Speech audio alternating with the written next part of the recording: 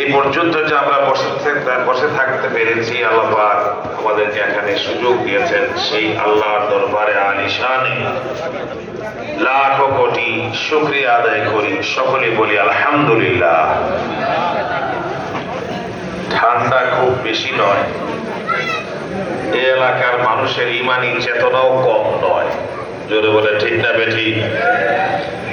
এই এলাকায় যেমন আলেম ওলামা আছে, মাদ্রাসা আছে, আলেম ওলামাদেরকে ভক্তি শ্রদ্ধা মোহাব্বত করার লোক আছে, আবার বাউল ফাউলের ভক্তবৃন্দ কিছু আশেপাশে আছে। রাস্তার এই পারে মনে হয় না, মনে ওই পারে আছে নাকি না, একটু পশ্চিম দিকে আছে। আসেনি আপনাদের এলাকায় সব? এই বাউল ফাউল এগুলিরে হটাইতে হলে মোমেন মুসলমানদের আল্লাহু আকবারের ধ্বনি যথেষ্ট, আর কিছুর প্রয়োজন নাই।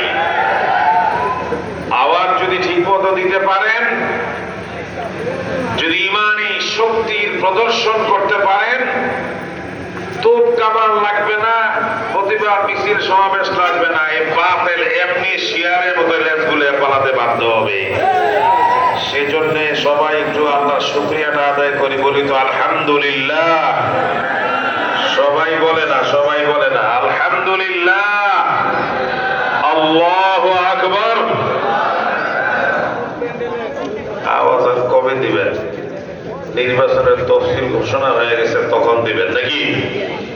চা বিরিয়ানির প্যাকেট নগদ টাকা, হ্যাঁ, এখানে কোনো বিনিময় নাই, দুনিয়ার কোনো জাহিরি বিনিময় নেই।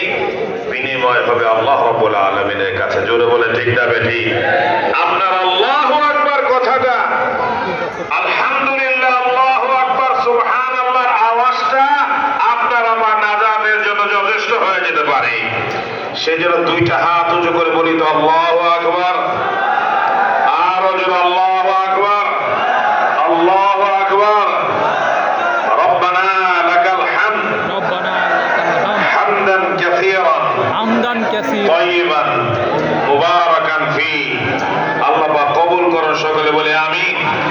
আরো জোরে বলে আল্লাহুম্মা আমিন। জান্নাতে যেতে চাই কারা কারা? আবার দেখতে চাই। জান্নাতে যেতে চাই কারা কারা? আমল দিয়া না আমল ছাড়া? আমল দিয়া না আমল ছাড়া? নামাজ পইরা না না পইরা? জারি গান গাইয়া না না গাইয়া?